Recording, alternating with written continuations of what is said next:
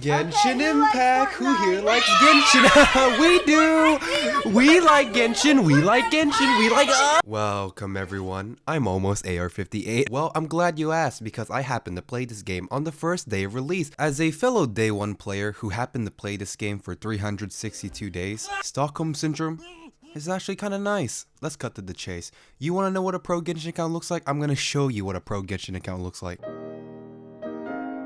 What's the difference between a beginner and an expert male? Well, I get a lot of questions asking me why I don't claim my mail. The answer is pretty simple. If I never claim my mail, I always have stuff to claim. Look at all these birthday gifts. By leaving it unclaimed, what I'm basically doing is being in a perpetual state of being given a present. If I were to claim these presents, that would mean that the present is no longer being given to me. So by leaving it unclaimed, every day is my birthday. Very happy birthday. A cat has 9 lives.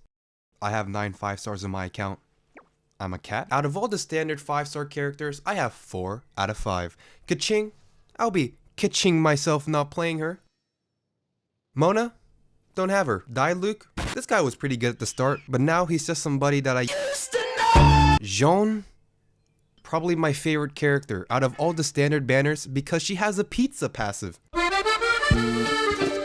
Venti, my favorite character. Super cute, plays the violin, provides a lot of utility with his suction, team energy recharge, and because he's anemic, you can equip 4-piece Viridescent Venera. He's also very low investment. You can slap on some leftover artifacts, press Q, and go do something else. It's amazing. Klee, very cute. Xiao, very cool, very edgy. Trailer gave me a seizure, but it's worth it because he's voiced by Yoshitsugu Matsuo. Number 5, Xiao is voiced by Ayaya. No.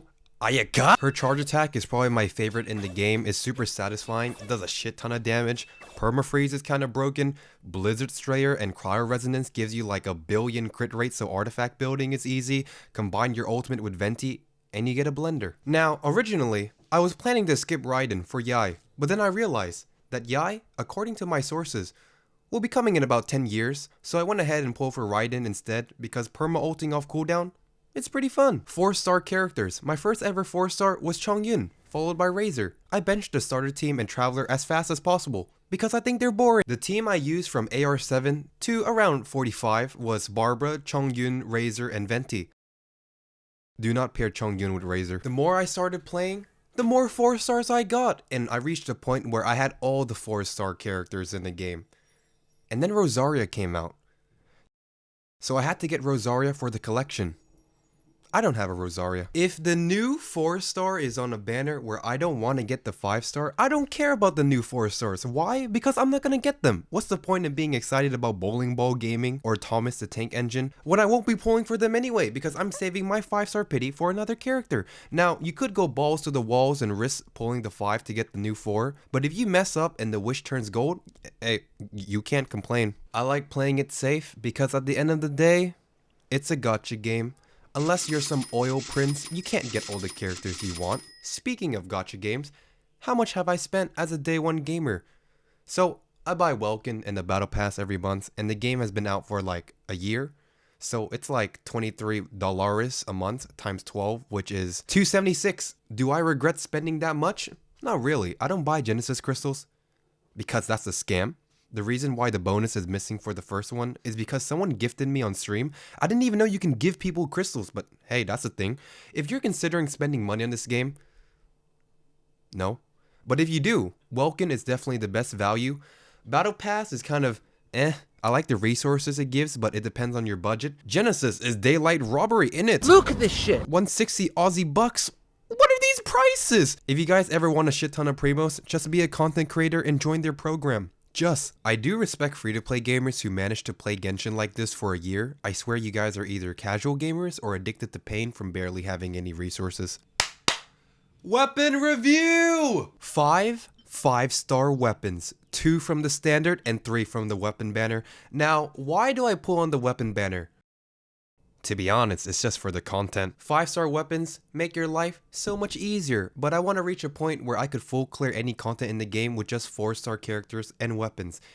Now, getting the 4-star weapons you want in this game, it's just pain, and I kind of like it. Look at this, You see this sacrificial sword? For the longest time ever, I've started playing the game. I wanted this weapon so bad because it was the best weapon for This guy, I got my first one at AR-55. AR-55. Meanwhile, I have an R5 Rust collecting ass fumes because I got no one to use it on. Festering Desire. Really good weapon that came with the Dragon Spine event. Only the real OGs have this weapon. Windbloom Ode. No one uses Windbloom Ode. Why do I have 5 Favonius Codex? I got my first ever Dragon's Bane last week. I'm AR-57. Le Fish. Hey! That's not a flute, that's a sword! Moving on, we have artifacts. What the fuck? If you're a new Genshin gamer, or maybe you're a casual gamer, you might be shocked to see why there's so many artifacts. But fear not, for this is just the endgame experience. Log on to Genshin, do commissions, dump all that resin into artifacts for weeks, months, and instead of having 10 shitty artifacts like before, you now have 1,000 shitty artifacts. Sorry, didn't mean to scare all the new players. It'll be fine. Join us at the end. Just get the right set, piece, main stat, substat. Oh, but you're not done yet. You actually have to roll on the right substat. Repeat this forever. Yeah, Segs is pretty cool, but nothing gets me harder than getting cucked by HP! I have a little bit of Mora. Nothing too crazy, but the real thing I want to show is how many boss mats I have. Before the artifact exchange, I heavily invested in farming for Wanderers and Gladiator, which means I killed a lot of world bosses. Why those artifacts? Well, this little shit need 2-piece Gladiator. I wasted so many resources, but hey, he's hot, so it's worth it. Once the snow is thick enough, we can eat. 4 crowns. I actually have more. 3 for Ayaka and 1 for Xiao, which means I actually have 8 crowns. I haven't collected the crown from Dragonspine and Inazuma. You might be wondering, why not? Why don't I claim this? Why not this? Why so many red notifications? Listen here. It's about sending a message. AR-57 with no gliders.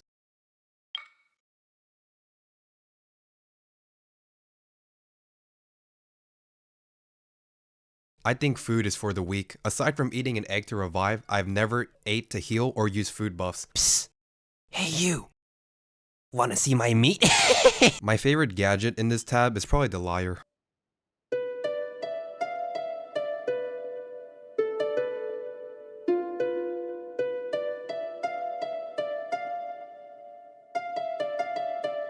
Does anyone just have an extra Geoculus? If there's one thing I regret not doing early on in my Genshin career, it's the Abyss. For the longest time, I've put off doing the Abyss because I just couldn't be bothered. So I started full clearing Abyss just recently back in July, and once you go 36 star, you can't go back. How I cleared Abyss was pretty simple. Just get better artifacts. I spent a few months farming VV and Gladiator for Xiao and Venti. Then I spent around 4 or 5 months farming Blizzard for Ayaka.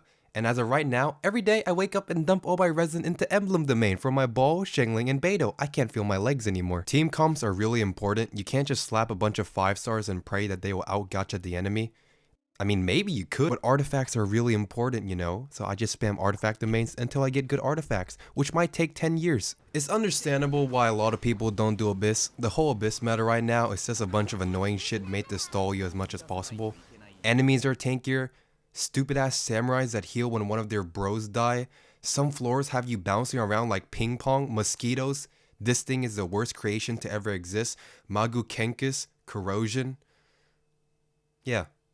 Fuck Abyss. It's not a problem for me though, cause I'm so good at the game. So far, 3 level 90 characters. First one, Xiao, followed by Amber. Lastly, Ayaka. I know what you're thinking. Why did I level 90 my Xiao and Ayaka? Well, to me, I find them really fun to play as DPS characters. Raiden is also pretty fun to play. Venti is my favorite character in general, but his gameplay is sleeper. It's not that exciting. Ayaka, Raiden, Xiao, and Xingqiu have pretty decent artifacts. Everyone else, leftover artifacts. Klee, Diluc, they're both pyro units. Pyro units for warming the bench. Kai is a really good unit with constellations. I got C2 in the shop. Sucrose, Beidou, need to use them more. I think they're kind of broken. Bennett, 6-star character. Shengling carries me through Abyss. Barbara, Venti, still being used today. I have 7 friendship level 10. Think about it. I played the game for a year and I don't even have 2 teams of friendship 10 characters. And for some reason, I have 0 constellations on fish, but my Lisa is C3. I'm actually surprised that in a year of playing Genshin, I have a C0 fish. I don't use any Geo characters because I don't like that element. Fuck Geo. Any truers? Jean is the only 5-star character with constellations at C1. I still don't have Rosaria and Sayu. And lastly, Barbara has the better summer skin. The end. The end, these nuts.